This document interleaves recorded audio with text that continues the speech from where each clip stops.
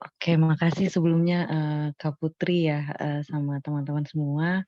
Mungkin kalau boleh saya share tayangan ya, Kak, ya. Oke, terima kasih. Bismillahirrahmanirrahim. Assalamualaikum warahmatullahi wabarakatuh. Selamat malam Mas dan Mbak. Mungkin saya manggilnya Mas dan Mbak aja atau kakak-kakak aja ya kali ya, karena kayaknya masih muda semua juga nih di sini. Mungkin usianya juga nggak jauh-jauh dari saya ya. Heeh. Nah, ini kalau misalnya sebagaimana yang udah tadi Kak Putri juga sampaikan, di malam ini saya mau coba sharing beberapa hal nih terkait dengan tema besarnya milenial melek finansial, siapkan dana pensiunmu dari sekarang. Nah, kalau misalkan udah topiknya terkait keuangan nih, apalagi milenial nih topik yang menarik sekali nih, karena kalau milenial kan sekarang itu udah apa ya, dinamis banget kan, kebutuhannya juga banyak, baik buat kebutuhan yang pribadi dan juga kebutuhan untuk gaya hidup. Nah, di sisi lain tuh kita juga sebagai milenial itu juga nggak boleh lupa nih bahwa di tengah kehidupan kita yang dinamis dan serba cepat ini kita juga harus mempersiapkan kebutuhan kita di masa tua nanti. Nah, jadi ini mungkin beberapa poin, ada 3 bagian sih yang mau saya sharing di sini kepada kakak-kakak semuanya. Yang pertama terkait dengan financial planning, kemudian terkait dengan tips mengatur keuangan untuk single dan pasangan muda, dan yang ketiga terkait perencanaan dana pensiun dengan alternatif instrumen yang ada. Nah, kita mungkin bisa masuk ke bagian pertama, yaitu terkait dengan pentingnya financial planning. Jadi, kira-kira kenapa sih perencanaan keuangan itu penting nih, Mas dan Mbak, serta kakak-kakak? Nah, kalau kita bisa lihat di tayangan ini tuh ada siklus kehidupan keuangan ya. Jadi ini coba memetakan dari sisi umur sama penghasilan yang diharapkan sepanjang, kehidupan seseorang gitu. Jadi misalnya di usia-usia sebelum umur 20 tahun itu kan kita masih masih cenderung, kebutuhan itu di-provide oleh orang tua seperti itu untuk sekolah dan lain sebagainya. Nah, seiring bertambahnya usia kemudian kita juga sudah lulus dan sudah mendapatkan pekerjaan, mulai mulai nih memiliki penghasilan sendiri gitu. Mulailah itu masa-masa kita membangun keluarga, berkarir dan lain sebagainya. Dari sisi pendapatan pun juga udah mulai meningkat nih, Mas dan Mbak serta kakak-kakak. Sampai akhirnya di puncak karir dan akhirnya kita memasuki, awal masa tua dan akhirnya pensiun, seperti itu. Nah, Mas dan Mbak untuk seluruh tahap kehidupan ini tentunya memiliki kebutuhan keuangan masing-masing, yang mana hal itu juga perlu di-provide dengan strategi keuangan. Jadi dari tahapan, mengumpulkan kekayaan, kemudian melipat gandakan dan mendistribusikannya itu seperti apa, seperti itu. Nah, eee, ini kebutuhan keuangan ini nih makin hari bukannya semakin murah gitu ya, kebutuhan kita sehari-hari, tapi yang ada justru semakin mahal. Karena mungkin Mas dan Mbak juga udah tahu yang namanya terkait dengan inflasi, kalau misalkan harga-harga itu, cenderung itu akan terus naik gitu, sehingga kita selalu perlu merencanakan keuangan. Agar apa? Agar tujuan keuangan kita, bisa tercapai, seperti itu. Nah, kalau dalam hal ini ada yang namanya analisis perencanaan keuangan, itu eee, merupakan seni mengelola keuangan yang dilakukan oleh individu untuk mencapai tujuan yang efektif, efisien, dan bermanfaat, sehingga keluarganya dapat menjadi keluarga yang sejahtera. Nah, ini kalau definisi dari OJK-nya sendiri. Nah, perencanaan keuangan itu penting karena kita bisa, karena kita membutuhkan strategi untuk mencapai kebutuhan hidup dari setiap siklus kehidupan kita tadi itu, Mas dan Mbak. Setiap tahapan itu punya kebutuhannya masing-masing. Dan juga penting nih ketika kita sudah melakukan perencanaan keuangan, itu bisa mendukung kehidupan kita saat ini karena kita jadi tahu nih Mas dan Mbak untuk, dana-dana yang kita miliki nih harus kita alokasikan kemana dan kebutuhan kita nantinya itu seperti apa, sehingga lebih baik dan, insya Allah hidup kita lebih sejahtera gitu ya apabila direncanakan. Dan juga yang terakhir, selain itu kita juga bisa mengelola risiko yang ada, karena kita juga nggak bisa pungkiri nih Mas dan Mbak kalau kejadian-kejadian darurat itu juga nggak bisa kita prediksi. Bisa jadi tiba-tiba, walaupun amit-amit ya kita tuh tiba-tiba butuh gitu, dana-dana dan butuh sumber keuangan gitu. Nah itu perlu kita siapkan dan perlu kita rencanakan sedari dini. Nah selanjutnya kita kenal juga ada yang namanya konsep piramida keuangan. Terdiri dari 3 tahapan, jadi ada tahapan keamanan keuangan, kemudian tahapan kenyamanan keuangan, dan yang terakhir tuh distribusi keuangan. Nah, dari sisi keamanan keuangan ini adalah tingkat yang paling dasar, jadi bagaimana kita memenuhi, kebutuhan-kebutuhan jangka pendek kita atau kebutuhan-kebutuhan sehari-hari kita. Jadi, melalui pengelolaan arus kas dan dana-dana darurat dan juga, melakukan pinjaman seperti itu. Walaupun melakukan pinjaman ini pun kita juga harus, hati-hati dan cermat ya Mas dan Mbak. Jadi, sesuai dengan kebutuhannya seperti itu. Dan juga untuk mengelola risiko gitu, manajemen risiko, apakah kita menggunakan asuransi dan lain sebagainya. Nah, sumber-sumber, mungkin instrumen keuangan seperti itu ya yang bisa kita gunakan dalam tahapan keamanan keuangan ini adalah, selain rekening tabungan itu bisa dari deposito, kemudian investasi emas yang relatif, risikonya tuh sangat rendah gitu, reksadana pasar uang dan pinjaman. Sementara untuk manajemen risiko ini kita bisa menggunakan asuransi jiwa maupun asuransi kesehatan. Nah, tahapan yang kedua ini adalah tahapan, kenyamanan keuangan. Jadi ketika kita sudah masuk ke dalam tahapan keuangan itu, tandanya kita sudah, memikirkan pemenuhan kebutuhan kita yang sifatnya tuh lebih jangka menengah panjang atau di antara 1 sampai 5 tahun dan di atas 5 tahun seperti itu. Nah, di sini kita mulai memikirkan untuk kebutuhan-kebutuhan untuk membeli rumah atau mungkin, bagi Mas dan Mbak yang sudah berkeluarga itu untuk pendidikan anak seperti apa, dana liburan dan lain sebagainya. Nah, untuk itu kita juga sudah mulai memikirkan investasi yang menghasilkan capital gain, seperti itu. Nah, di tahapan ini juga kita sudah mulai memikirkan rencana untuk pensiun, Mas dan Mbak. Jadi, nantinya apakah, kita akan mendapatkan, nya dari penghasilan pasif atau penghasilan investasi cash flow. Dan juga yang terakhir terkait dengan distribusi keuangan itu dari sisi, waris atau hibah. Nah, jadi itu kalau misalkan boleh saya wrap up lagi ya Mas dan Mbak, kenapa, perencanaan keuangan itu penting gitu. Karena pertama terkait dengan siklus kehidupan tadi yang kita punya kebutuhan keuangan atau kebutuhan finansial yang berbeda-beda di tiap tahapan. Kemudian yang kedua untuk mencapai tujuan keuangan itu, dalam jangka pendek, jangka menengah, dan jangka panjang nantinya itu kita memiliki, kebutuhan untuk melakukan perencanaan dan yang terakhir adalah untuk memitigasi risiko keuangan misalnya ada kondisi darurat dan lain sebagainya. Nah, setelah kita tahu nih bahwa perencanaan keuangan itu sangat penting, lalu, tahapan apa nih yang perlu kita lakukan dalam melakukan, perencanaan keuangan gitu. Nah, ini ada beberapa langkah-langkahnya nih Mas dan Mbak. Yang pertama tentunya kita harus menentukan dulu tujuan keuangan kita tuh apa. Nah, tujuan keuangan ini yang perlu kita lakukan ada prinsip namanya SMART kalau atau specific, measurable, attainable, realistis, timely, dan kalau boleh ditambah nih ada satu lagi D gitu disiplin. Jadi spesifik kita perlu tentukan nih tujuan kita harus jelas dan spesifik. Misalnya Mas dan Mbak ada kebutuhan untuk membeli, rumah gitu, eee berarti itu harus dispesifikkan bahwa tujuan kita itu, kemudian bisa dihitung juga, tujuan itu atau measurable. Jadi dalam angka dan mata uang. Misalnya tadi kalau kalau ada kebutuhan untuk membeli rumah, itu di kisaran harga berapa, misalnya sekitar 500 atau sampai sampai 1 M seperti itu. Kemudian attainable artinya dapat dicapai. Nah, dalam hal ini juga, ketika kita memiliki tujuan keuangan, bisa jadi tujuan keuangan kita itu ada lebih dari satu Mas dan Mbak. Misalkan selain rumah kita juga butuh kendaraan seperti itu, kendaraan kemudian juga pendidikan, sehingga kita perlu juga nih melakukan, prioritisasi dari tujuan-tujuan keuangan kita ini, kira-kira mana sih yang paling jadi prioritas, seperti itu. Nah yang ketiga, realistis, R-nya itu realistis. Jadi tujuan keuangan ini juga kita perlu apa ya namanya, mengkalkulasi kira-kira kemampuan kita itu seperti apa, sehingga tujuan kita juga tidak terlalu muluk-muluk, seperti itu. Timely dengan jangka waktu yang jelas gitu. Kita ingin mencapai tujuan itu dalam berapa tahun ke depan, seperti itu.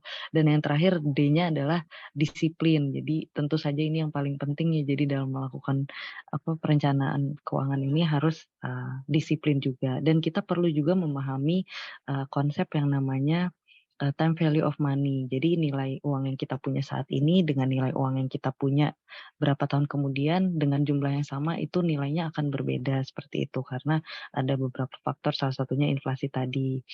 Nah, yang langkah kedua yaitu kita perlu memeriksa kondisi keuangan kita saat ini tuh seperti apa. Caranya bagaimana? Caranya dengan kita memetakan nih pemasukan dan pengeluaran kita secara rutin tuh sebesar apa sih? Apakah pemasukan kita itu selama ini tuh masih lebih besar atau masih mencukupi pengeluaran kita atau justru pemasukan kita nih, sebetulnya kurang dari pengeluaran atau kebutuhan kita gitu. Sehingga kita tahu dengan memeriksa kondisi keuangan ini, kita tahu posisi kita tuh ada di mana Mas dan Mbak, seperti itu. Jangan sampai kita ternyata selama ini tuh lebih besar pasak daripada tiang atau selama ini sebetulnya, pemasukan kita tuh masih ada dana-dana idle gitu yang sebetulnya masih bisa kita optimalkan atau kita tabung gitu.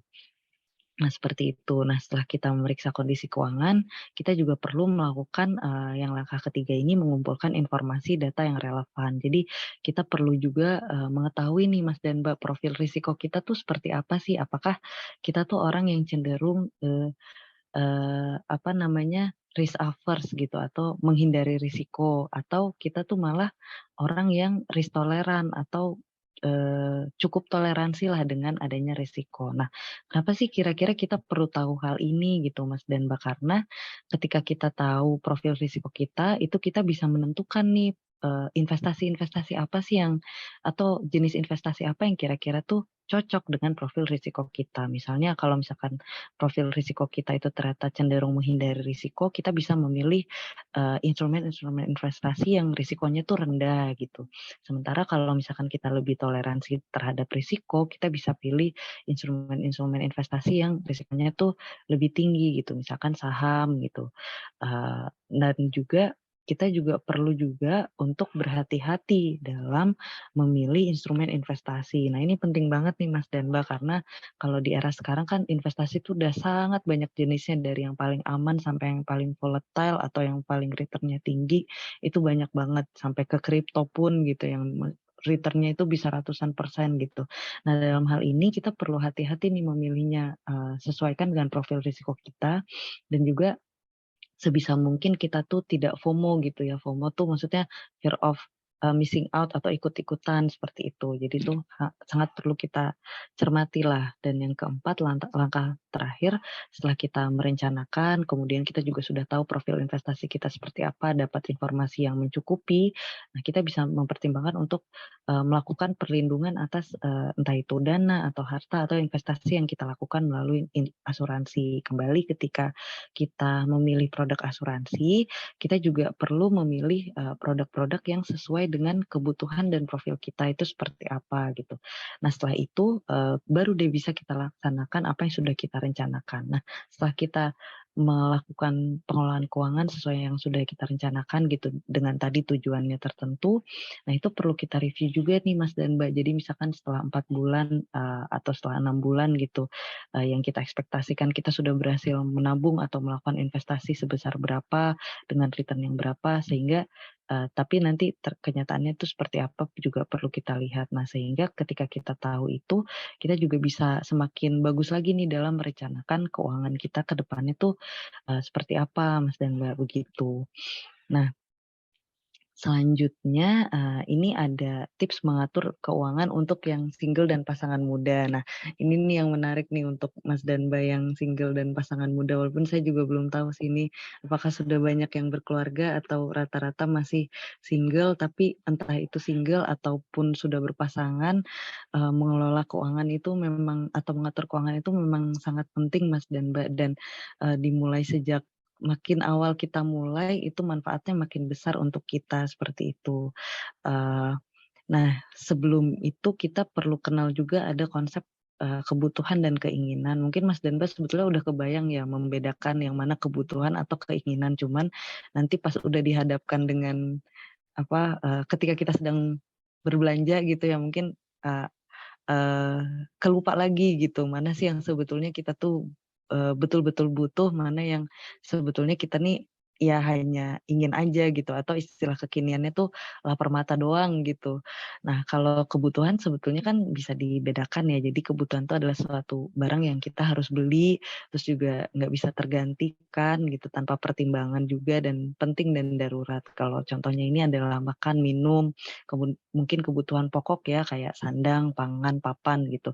Nah, sementara kalau keinginan ini tuh sebetulnya tidak harus dibeli gitu. Jadi sebetulnya kalau dari skala prioritas tuh nggak prioritas-prioritas banget dan bisa digantikan. Juga dalam membeli itu sebetulnya kita butuh pertimbangan nih, apakah kita betul-betul harus nggak ya membeli barang ini, atau jangan-jangan barang ini tuh sebetulnya ya tidak terlalu penting-penting amat lah buat kita. Misalnya, apakah itu update gadget tiap tahun gitu, keluaran terbaru kita harus selalu, catch up kayak gitu, atau misalnya, fashion yang branded gitu, mungkin kita perlu lihat lagi apakah itu memang kita betul-betul butuh atau tidak sih, seperti itu. Walaupun kembali lagi nih Mas dan Mbak, kebutuhan orang-orang itu beda-beda. Mungkin ada juga orang yang memang membutuhkan barang-barang tertentu yang mungkin untuk orang lain itu tuh keinginan gitu, karena misalkan tuntutan entah itu tuntutan profesi dan lain sebagainya gitu. Sehingga dalam melakukan, spending gitu ya, kita perlu membuat, rencana belanja ini berdasarkan kebutuhan, bukan keinginan. Dan juga jangan membeli sesuatu gitu yang sebetulnya tuh kita belum perlu hanya karena sedang diskon. Nah, ini terutama mungkin buat mbak-mbaknya ya kalau misalkan lagi, belanja gitu kan, lalu tergiur dengan adanya promo dan diskon, terutama kalau diskonnya gede-gedean gitu. Jadi, lalu mikir, "Ah, mumpung lagi diskon," gitu. Padahal sebetulnya kita lagi nggak perlu-perlu banget. Nah, ini kita perlu balik lagi nih Mas dan Mbak, ke konsep ini, apakah kita betul-betul butuh atau hanya keinginan sesaat aja, seperti itu.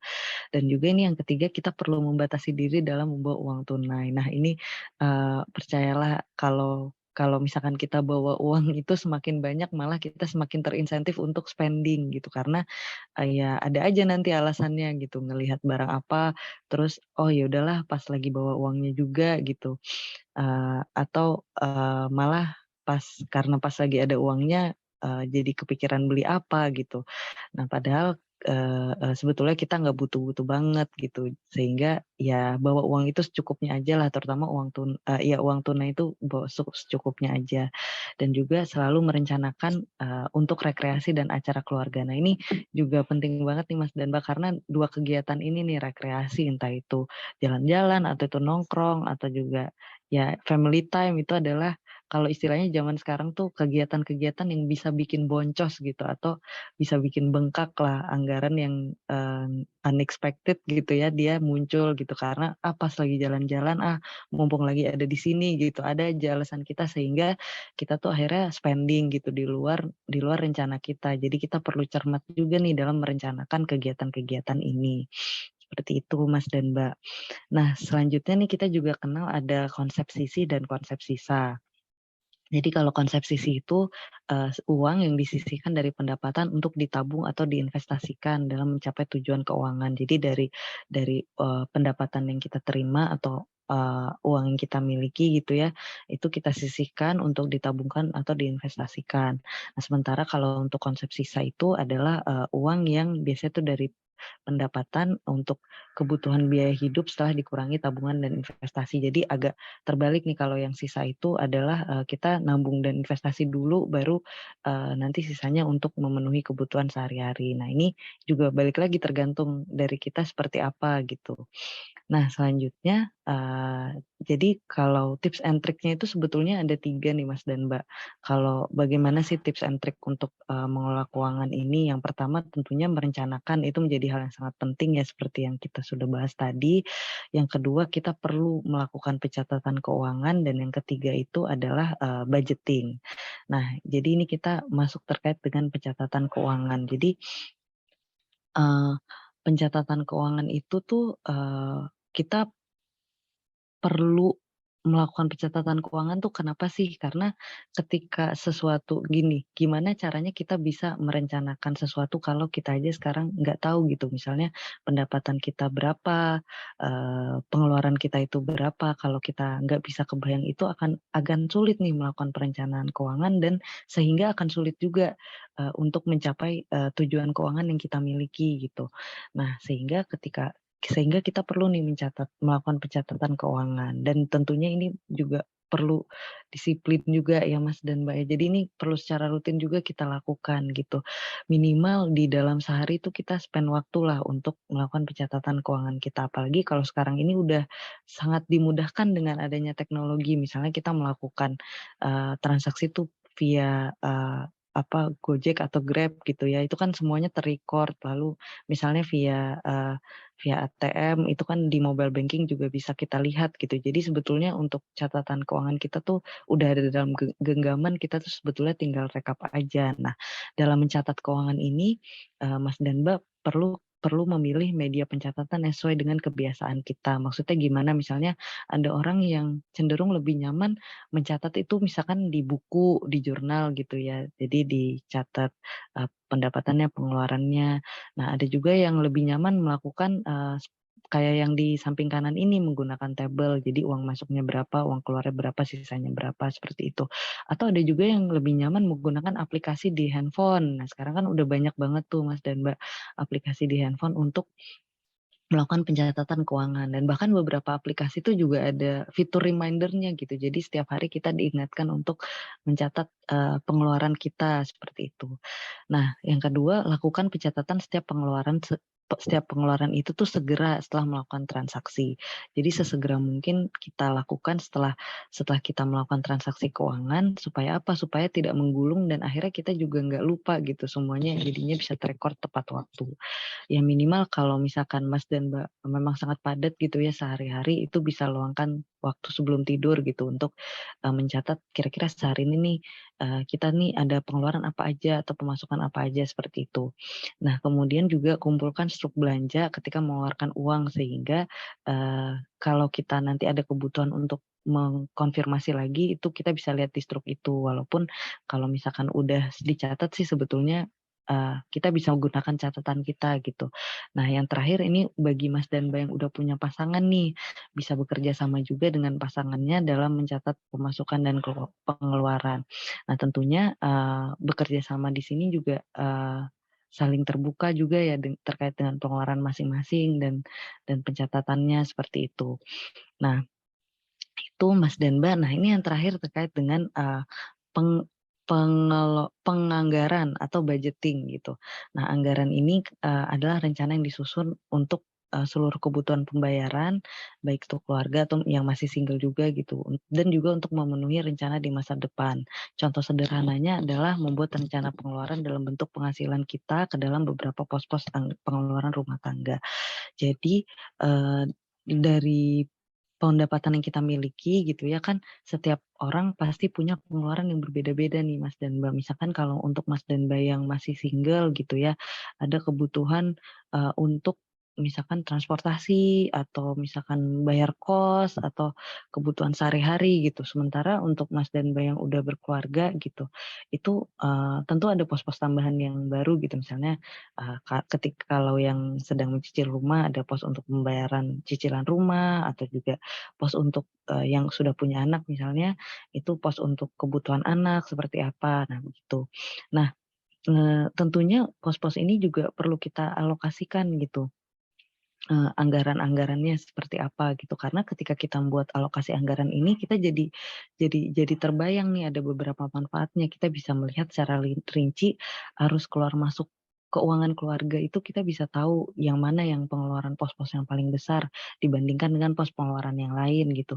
Lalu kita juga bisa dapat melakukan evaluasi semisal ada pos-pos pengeluaran yang, kecenderungannya itu selalu, dari budget kita gitu dan mana misalkan pos-pos pengeluaran yang sebetulnya masih bisa kita efisiensikan gitu ya, dari yang sudah kita rencanakan. Nah, itu juga selain itu juga anggaran-anggaran yang sudah kita buat itu bisa kita jadikan sebagai panduan dalam pengelolaan uang. Nah, baik dalam menyisihkan maupun membelanjakan uang. Jadi kita sudah tahu nih, oh kalau misalkan untuk, budget pengeluaran sehari-hari gitu, oh saya udah tahu misalnya sehari ini nih saya cuman bisa mengeluarkan, berapa rupiah gitu untuk kebutuhan A, B, untuk kebutuhan A, nanti berapa rupiah untuk kebutuhan B, seperti itu. Nah, jadinya kita semakin mudah nih untuk, menuju keuangan yang sehat dalam mencapai tujuan keuangan kita, karena kita sudah tahu, kita sudah melakukan budgeting gitu dan sehingga ketika ada sisa itu kita juga bisa jelas alokasikan ke mana. Nah, selain itu, budgeting ini juga berfungsi untuk menghindarkan diri kita dari kondisi besar pasak daripada pada tiang gitu. Nah, sekarang kan ini banyak banget godaan ya Mas dan Mbak untuk melakukan konsumsi yang mungkin sebetulnya itu tuh, lebih lebih lebih besar gitu dibandingkan dengan, apa, pemasukan kita atau, penerimaan kita jadinya tidak bisa mencukupi, gaya hidup kita gitu. Nah, dengan kita melakukan budgeting ini kita juga bisa, bisa lebih aware lah dengan kondisi keuangan kita itu seperti apa sehingga kita tidak cenderung untuk over consumption gitu. Dan juga bisa digunakan untuk menjadi pengingat bagi pengeluaran kita. Misalkan ada pengeluaran-pengeluaran yang sifatnya tuh memang wajib gitu ya, kalau misalkan di, Islam kita wajib untuk menunaikan zakat dan lain sebagainya. Dan juga, misalkan, yang sudah punya anak atau berkeluarga itu juga perlu juga melak me me menyisihkan untuk uang bulanan sekolah anak dan lain sebagainya, seperti itu. Nah, lalu pertanyaannya, kira-kira seperti apa sih alokasi anggaran yang ideal seperti itu kan? Nah, ini sebetulnya guideline setiap orang tuh beda-beda, tapi secara umum itu bisa dilihat juga di tabel yang di kiri bawah ini, kira-kira ya dari pendapatan kita itu sekitar 40% lah untuk kebutuhan hidup. Kemudian untuk cicilan hutang memang yang direkomendasikan dan disarankan dan biasanya digunakan itu adalah 30% dari pendapatan kita itu maksimal untuk cicilan hutang. Dan juga untuk tabungan kita sisihkan dan dana darurat baik itu untuk, apa, dana berjaga-jaga, terus proteksi dan investasi itu sekitar 20% dan 10% lagi untuk dana sosial, termasuk di dalamnya misalkan zakat atau, kewajiban lainnya, dan juga misalkan kegiatan-kegiatan seperti memberikan kado teman dan lain sebagainya itu bisa juga masuk di dalam sini, seperti itu. Nah, selain itu, terkait dengan budgeting ini juga jadi sebetulnya ada alurnya nih Mas dan Mbak. Jadi, eee, dalam menyusun ini kita perlu melakukan prioritisasi, pos-posnya seperti apa. Jadi pemasukan misalkan dari gaji, hasil investasi, pendapatan pasif itu, kita prioritaskan untuk membayar yang wajib-wajib dulu, misalnya apakah pajak, donasi zakat, berinvestasi, terus cicilan hutang. Nah, baru untuk pengeluaran bulanan. Nah, dari sisi penerimaan ini Mas dan Mbak, ini kan kita kenal ada 2 juga ya Mas dan Mbak untuk, pemasukan rutin dan tidak rutin. Nah, ini juga bisa digunakan untuk, pengeluaran yang berbeda gitu. Jadi misalnya untuk pemasukan yang rutin itu asalnya dari upah gaji atau misalnya kita punya, punya usaha gitu ya, kalau ini contohnya kos-kosan gitu, jadi penerimaan sewa kamar dan juga misalnya keuntungan lainnya. Nah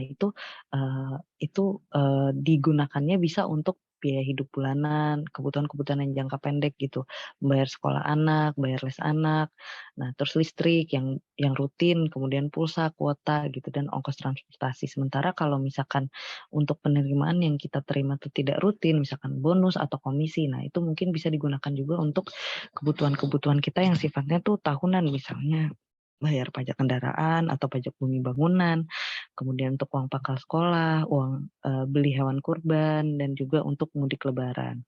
Nah, ini tadi ada terkait dengan pendapatan pasif gitu, imbal hasil dari investasi. Nah, selain itu dalam investasi ini ada beberapa hal nih Mas dan Mbak yang perlu kita perhatikan gitu.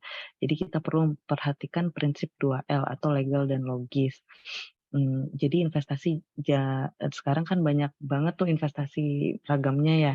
Nah, itu kita perlu lihat juga apakah imbal hasil yang ditawarkan tuh logis gitu, karena kalau terlalu tinggi juga malah, menjadi pertanyaan seperti itu ya. Kemudian juga jangan menempatkan dana investasi pada hanya satu instrumen produk investasi. Kalau istilahnya tuh don't put all your egg in one basket gitu. Jadi kita harus melakukan diversifikasi produk investasi kita dan juga memilih instrumen produk investasi yang aman, liquid, dan mudah dijangkau, terutama yang sudah berizin dari regulator, seperti itu.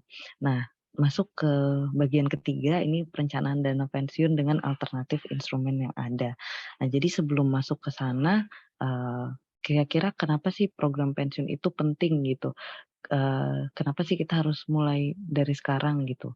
Nah, dan dana pensiun itu apa sih? Jadi kalau misalnya dana pensiun itu sebetulnya kan, dana yang keuangannya itu diperoleh dari iuran para peserta dan ditambah dari penghasilan, perusahaan yang disisihkan. Nah, terus nanti para peserta ini tuh berhak memperoleh bagian dari keuntungan ini di setelah pensiun. Nah, kenapa dana pensiun ini penting? Karena tadi siklus keuangan tadi, tapi ketika kita di masa tua, kita sudah tidak bekerja lagi, kemudian, sudah penghasilan juga udah tidak ada yang rutin gitu. Nah, tapi biaya hidup kita masih membutuhkan gitu, kita masih membutuhkan, eee membutuhkan uang untuk memenuhi kebutuhan kita. Nah, sementara itu mungkin kita masih bisa nih mendapatkan alternatif sumber keuangan untuk kita di masa tua nanti gitu kan. Misalnya dari tabungan yang sudah kita tabung selama ini, kemudian juga, investasi yang sudah kita lakukan gitu ya sepanjang hidup kita. Nah, terus juga mungkin ada harta atau bangunan yang sudah kita investasikan juga, yang terakhir ini juga ada atau uang manfaat pensiun dari penyelenggara program pensiun. Nah ini, yang paling punya peluang besar nih untuk kita manfaatkan di hari tua nanti gitu, karena programnya itu berjangka sangat panjang, kemudian juga, skemanya tuh juga ada dan sebetulnya bisa kita customize sesuai dengan kebutuhan kita gitu. Nah jadi, pertanyaannya kan jadi sekarang kan, ini nih milenial tapi udah bahas dana pensiun gitu sebetulnya, ngapain sih kita kan masih muda gitu. Nah justru nih Mas dan Mbak, umur-umur sekarang ini adalah waktu yang sangat tepat gitu untuk mempersiapkan dana kita di masa tua nanti, supaya kita bisa menjamin nanti di masa tua itu, kondisi keuangan kita sehat dan baik, seperti itu. Jadi ketika pensiun ini kita, harapannya nggak hanya sehat fisik, tapi juga sehat secara finansial gitu. Nah, penyelenggara program pensiun itu sebetulnya ada 2 jenis ya Mas dan Mbak ya. Jadi ada yang sifatnya kepesertaannya wajib atau kepesertaannya suka dan yang kepesertaannya sukarela. Nah, kalau saat ini nih ada 3 lembaga penyelenggara program pensiun yang sifat pendirian dan kepesertaannya wajib. Nah, itu ada program pensiun dari PT Taspen, kepesertaannya wajib untuk, PNS, ini mungkin Mas dan Mbak yang bekerja saat ini sebagai ASN gitu, itu secara otomatis sudah ikut peserta program pensiun dari PT Taspen ini. Nah, kemudian yang kedua dari Asabri, ini juga kepesertaannya wajib bagi TNI, Polri, pegawai sipil di Kementerian Pertahanan, serta BPJS Ketenagakerjaan, oleh seluruh pekerja ini wajib ikut. Nah, selain yang kepesertaannya wajib tadi, ada juga yang kepesertaannya sifatnya tuh sukarela, yaitu ada dana pensiun pemberi kerja atau DPPK dan dana pensiun lembaga keuangan atau DPLK. Nah, untuk lebih rincinya nih terkait DPLK dan DPPK, sebetulnya perbedaannya ini, lebih banyak dari sisi, penyelenggaranya gitu ya Mas dan Mbak ya, sama, programnya. Jadi kalau misalkan DPPK itu, eee pendiri atau penyelenggaranya itu bisa badan pemberi kerja, bank, atau asuransi jiwa. Sementara kalau DPLK ini, karena judulnya lembaga keuangan sehingga, pendiri atau penyelenggaranya itu adalah bank atau asuransi jiwa. Nah, sementara program pensiunnya ini, ada kalau untuk yang penyel pemberi kerja atau dana pensiun pemberi kerja ini, itu bisa manfaat pasti atau iuran pasti, sementara kalau yang dana pensiun lembaga keuangan ini, itu hanya, bisa iuran pasti, seperti itu. Sebetulnya singkatnya itu Mas dan Mbak perbedaannya, antara DPPK dan DPLK ini. Nah, kalau yang produk-produk ditawarkan bank itu adalah, DPLK nih Mas dan Mbak, seperti itu. Nah, sementara dari sisi programnya, ini ada 2 jenis ya Mas dan Mbak. Yang pertama itu adalah, manfaat pasti dan juga, yang nanti setelahnya itu adalah iuran pasti. Nah, bedanya apa sih Mas dan Mbak kalau misalkan manfaat pasti itu skemanya jadi pendiri, pemberi kerja gitu atau peserta itu membayar iuran normal dan peserta membayar iuran ke penyelenggara program pensiun. Tapi apabila kekayaan bersih dana pensiun itu lebih rendah dari kewajiban aktuaria, nah itu pendiri dan pemberi kerjanya itu perlu menambah iuran agar kekayaan bersih minimal sama dengan kewajiban aktuaria. Jadi kewajiban aktuaria ini adalah total dana yang dibutuhkan untuk membayar kewajiban pembayaran manfaat pensiun hingga pensiunan habis, dihitungnya dengan nilai sekarang. Jadi ini nantinya dihitung oleh, pihak aktuaria seperti itu. Nah, untuk nominal, iurannya itu tergantung dari kewajiban aktuaria tadi, sementara untuk manfaat pensiunnya dibayarkan sesuai dengan, yang telah diperjanjikan. Jadi manfaatnya tuh pasti yang kita terima setelah pensiun. Nah, sementara yang kedua untuk, ini yang iuran pasti, kalau iuran pasti ini, membayar jadi pendiri dan peserta ini membayar iuran yang sudah fix gitu ya. Nah nanti, iuran tersebut akan dikelola oleh, pengelola dana pensiun dan nantinya hasil investasinya itu atau manfaatnya itu yang diterima sesuai dari hasil investasi, hasil kelolaannya. Akumulasi iuran dan hasil pengembangannya itu akan diterima oleh penerima manfaat. Nah, itu 2 jenis Mas dan Mbak. Jadi untuk instrumen investasi dana pensiun itu, bisa melalui, DPPK atau DPLK. Kalau misalkan yang lebih banyak disediakan sekarang itu oleh bank gitu ya, itu lebih banyak DPLK. Tadi untuk, program investasi untuk dana pensiun sendiri ini ada 2 jenis program juga, tadi ada yang manfaat pasti dan iuran pasti. Nah, mungkin itu Mbak Putri pemaparan dari saya atau sharing-nya mungkin ya malam ini ya. Kalau misalkan ada pertanyaan mangga bisa kita diskusi lebih lanjut. Terima kasih. Assalamualaikum warahmatullahi wabarakatuh. Waalaikumsalam warahmatullahi wabarakatuh. Waalaikumsalam warahmatullahi wabarakatuh. Nah, jadi itu tadi materi yang disampaikan oleh Kak Tika. Sebenarnya sambil dengar materinya, pasti bukan hanya saya saja yang sambil senyum-senyum sendiri. Oh iya bener, oh bener, oh iya bener, emang kayak gitu. Jadi kayak ada refleksi diri gitu abis dengar materi yang Kak Tika sampaikan. Nah, gimana dari teman-teman sekalian? Mungkin ada yang ingin ditanyakan, boleh tanya langsung atau bisa via chat juga, nanti saya bacakan. Anyone want to ask something? Ada nggak ya yang mau nanya?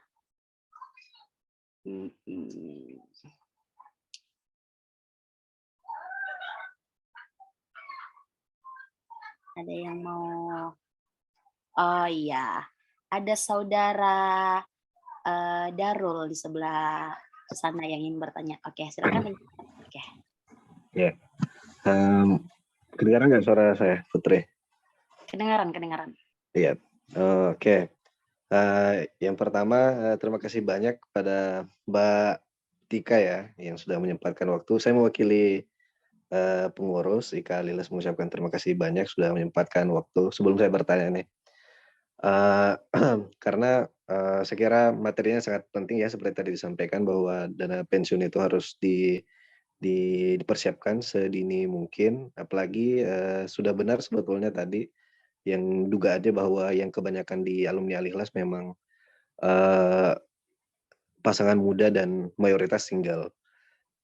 Jadi sedikit pengantar mungkin, jadi kalau di Al-Ikhlas itu pesantren kita didirikan itu tahun 2000. Jadi sekarang itu angkatannya baru ada 18 angkatan. Jadi memang masih sangat muda dan oleh karena itu anggota-anggotanya ya seperti yang kebanyakan di sini itu masih banyak yang single, tidak termasuk Putri ya. Putri masuk ke pasangan muda. Oke, saya sangat menyimak ya materi yang dan sesuai dengan harapan kita. Tapi yang ingin saya pertanyakan itu kan tadi misalnya ada alokasi-alokasi kan, ada persentase yang tadi dipaparkan misalnya yang diambil dari OJK itu ada pembagian 1:2:3:4 gitu. 10% zakat dan seterusnya, 40% untuk kebutuhan pokok. Nah, kalau misalnya penghasilan, anggaplah misalnya profil orangnya adalah orang yang penghasilannya itu tidak menetap, Mbak. Jadi misalnya dia pelaku seni misalnya.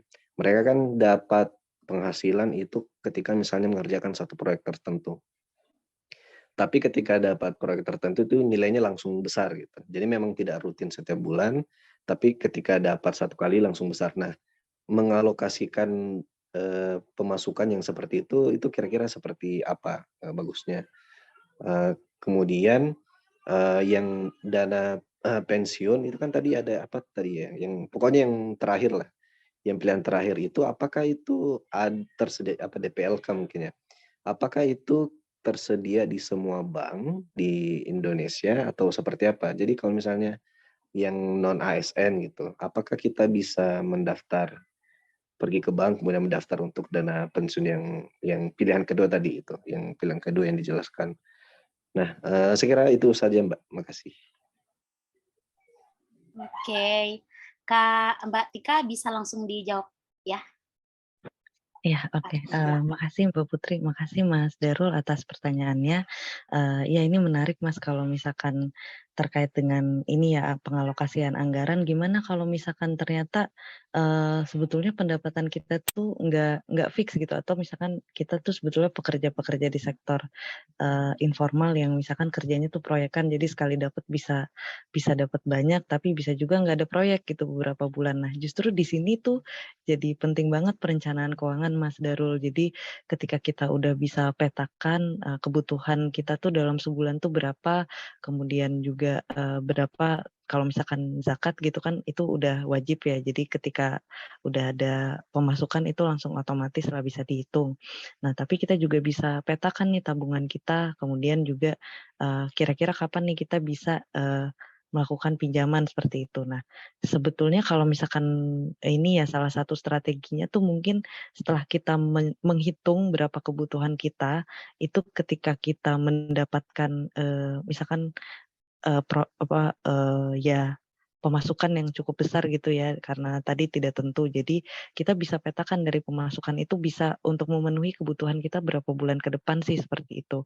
Nah, dari sana kita bisa atur, mana kira-kira, dana-dana yang perlu kita simpan dalam, instrumen-instrumen keuangan yang jangka pendek, misalkan tabungan gitu, mana yang kita bisa, ya mungkin depositokan sekitar 3 bulan atau 6 bulan, atau mana juga yang bisa kita masukkan ke produk-produk tabungan rencana, seperti itu.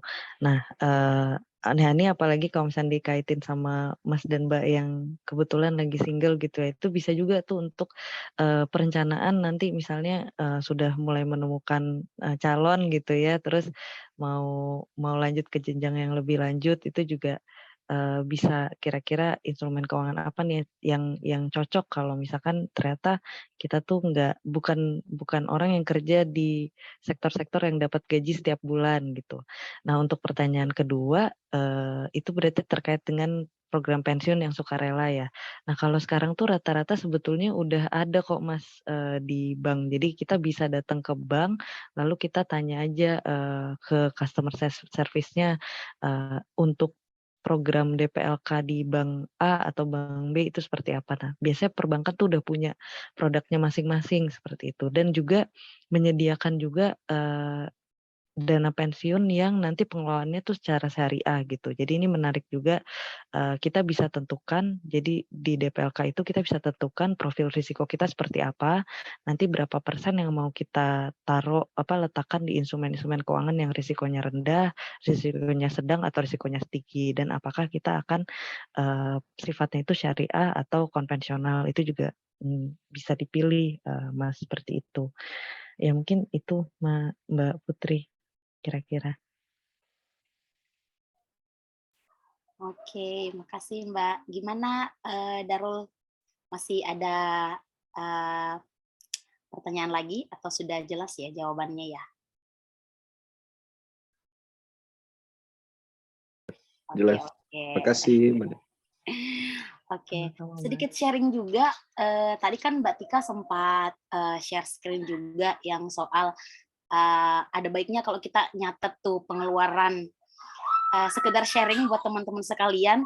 Dulu waktu sebelum menikah, kita kan, nikmatin gaji, atau pemasukan kita sendiri yang kayak, siapa sih yang mau sempetin waktunya buat nulis, buat nyatet, buat ngerekam semua, pengeluaran-pengeluaran harian kita, pengeluaran, bulanan kita. Tapi setelah, alhamdulillah bertemu dengan jodoh, saya tuh jadi diajarin.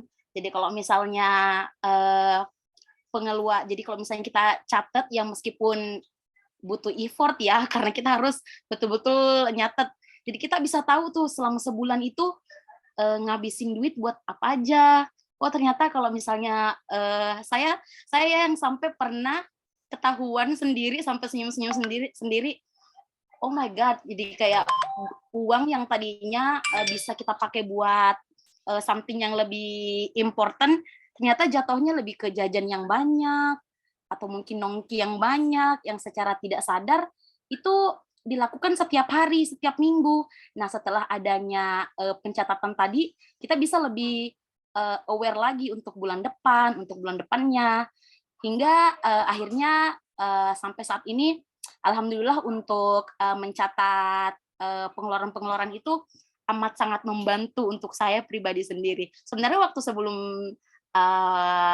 married juga sempat kepikiran, tapi sempat bilang, aduh repot banget sih harus nyatet lagi ya kan.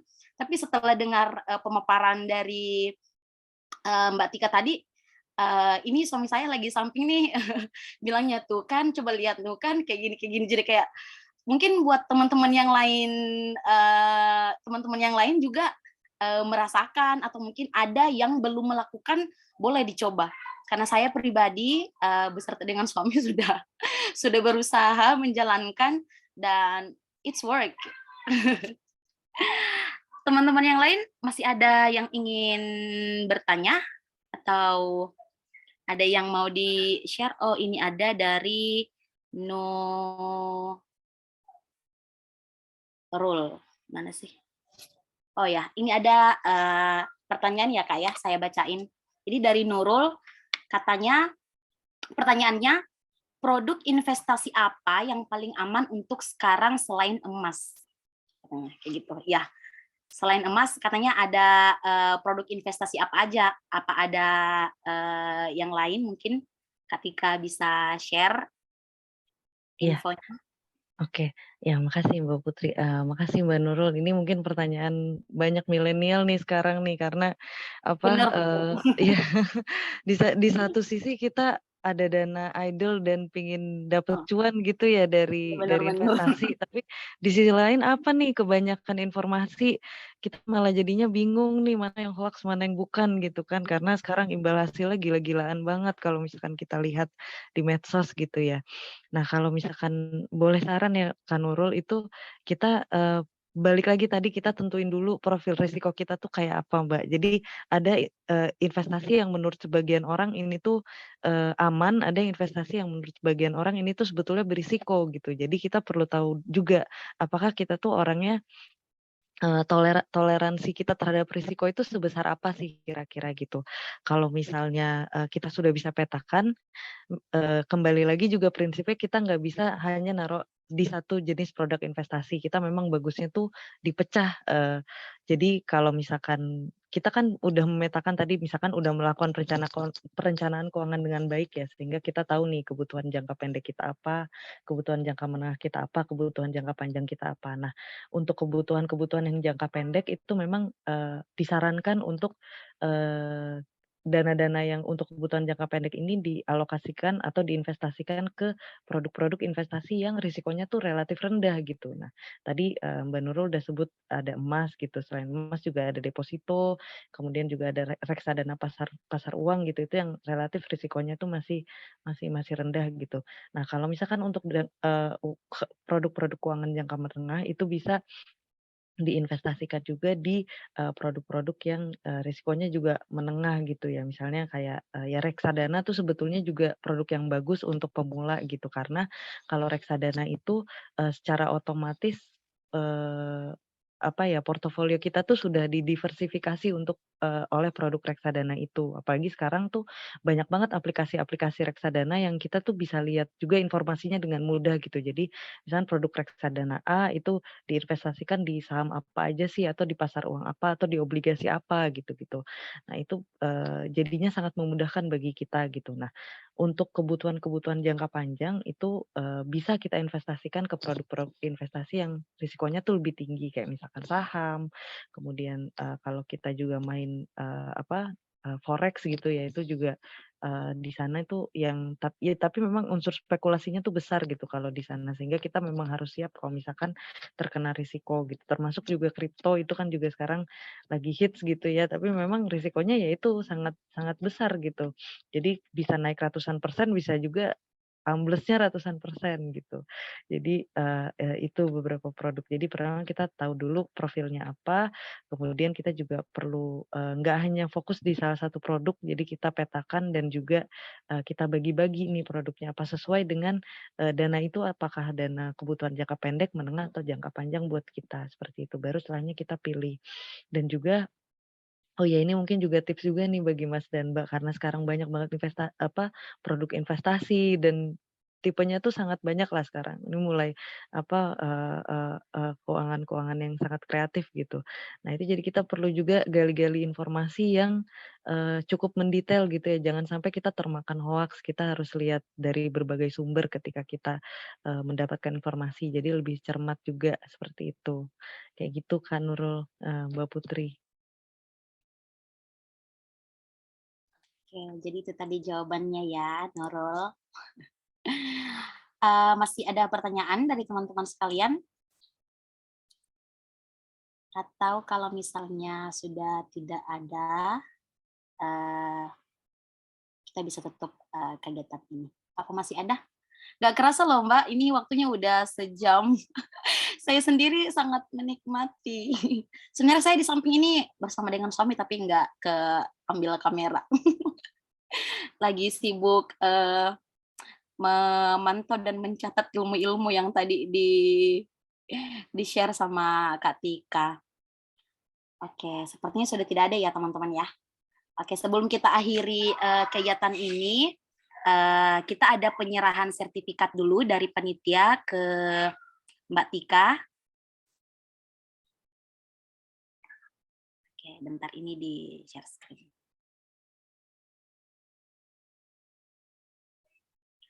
Jadi ini sertifikatnya, mohon diterima ya Kak. Kami ucapkan terima kasih banyak telah menjadi narasumber yang sangat inspiratif, sangat inspiratif untuk teman-teman di sini semua. Oke, baiklah kalau kalau sudah tidak ada pertanyaan lagi, kami ucapkan terima kasih banyak kepada Kak Tika, Mbak Tika yang telah menyempatkan waktunya buat sharing ke kita-kita. Saya pribadi sangat menikmati kuliah santai ini. Saya betul-betul santai. Ingat ya teman-teman ya, kuliahnya santai, ilmunya dipakai supaya tujuannya tercapai. Nah, jadi dengan ilmu yang di-share oleh Mbak Tika tadi bisa kita terapkan. Emang sih butuh effort yang lebih, tapi kalau kita bisa coba ya kenapa tidak kan? Terima kasih juga untuk panitia yang telah mengadakan kegiatan ini. Ini udah edisi yang ke kuliah santai yang ketiga. Terima kasih kepada panitia, terima kasih kepada para peserta, terima kasih yang tak terhingga kepada para peserta yang telah meluangkan waktunya juga untuk mengikuti kegiatan kita pada malam ini. Sebelum mengakhiri, ada satu quotes yang ingin saya sampaikan dari Warren Buffett, yaitu if you don't find a way to make money while you sleep, you will work until you die. Jadi ya ini salah satu quotes yang dikatakan oleh Warren Buffett, salah satu orang yang terkaya di dunia juga. Jadi marilah sama-sama ya teman-teman kita siapkan finansial kita untuk masa tua nanti supaya kita tidak kerja terus sampai tua. Kan masa produktif kita emang di umur-umur kayak gini ya. Oke, kalau begitu kita tutup kegiatan ini dengan ucapan hamdalah. Alhamdulillahirabbil alamin. Assalamualaikum warahmatullahi wabarakatuh. Terima kasih semuanya. Waalaikumsalam warahmatullahi wabarakatuh. Terima kasih Mbak Putri, Mas dan Mbak. Ya. Terima kasih juga Kak.